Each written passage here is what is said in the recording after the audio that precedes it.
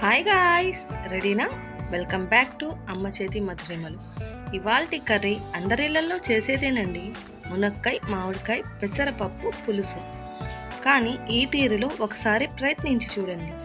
ఎందుకంటే ఈ కర్రీ నేను మా నానమ్మ దగ్గర నుంచి నేర్చుకున్నాను.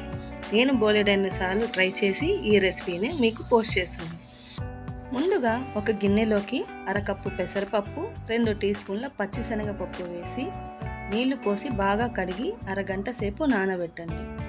ఇప్పుడు మరో గిన్నెలోకి చిన్న నిమ్మకాయ సైజ్ అంత చింతపండుని వేసి నీళ్లు పోసి నానబెట్టండి.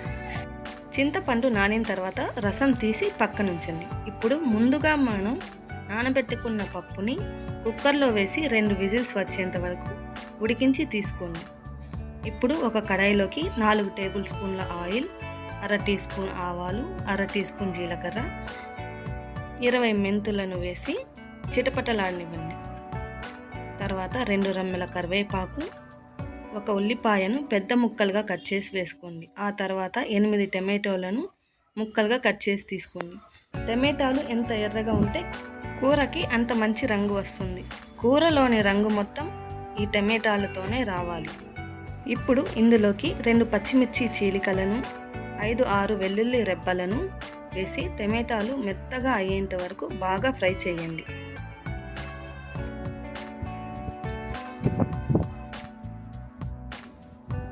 ఇలా ఫ్రై చేసుకున్న టమాటాల్లోకి 2 టీ స్పూన్ల కారం, 1 టీ స్పూన్ పసుపు పొడి, 1 టీ స్పూన్ ధనియాల పొడి వేసి బాగా కలపండి. ఇందులోకి 1 కప్పు నీళ్లు పోసి ఇందులోని పచ్చివాసన పోయి నూనె పైకి తేలాలి. ఇప్పుడు ముందుగా తీసి పెట్టుకున్న చింతపండు రసాన్ని పోసి బాగా కలపండి.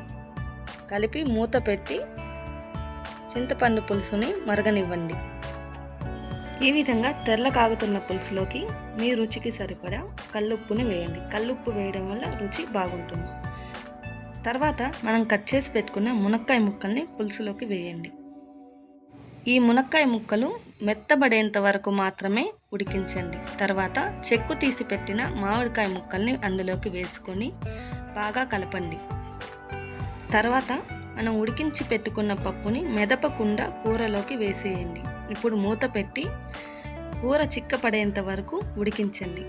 తర్వాత ఇందులోకి కొత్తిమీర తరుగును వేసుకోండి. వేసి బాగా కలపండి. ఇప్పుడు మంటని సిమ్లో ఉంచి మూత పెట్టి మరో 5 నిమిషాల పాటు ఉడికించండి. అలా ఉడికించడం వల్ల నూనె పైకి తేలుతుంది. ఈ కర్రీ సర్వింగ్ బౌల్లోకి తీసుకొని వేడి వేడి అన్నంతో తింటే చాలా రుచిగా ఉంటుంది. నచ్చిందా? మీరు ట్రై చేయండి. అన్నట్టు మన ఛానల్ని సబ్స్క్రైబ్ చేసుకొని లైక్ చేయడం మర్చిపోకండి. మీ ఫీడ్బ్యాక్ని కామెంట్స్లో తెలియచేయండి.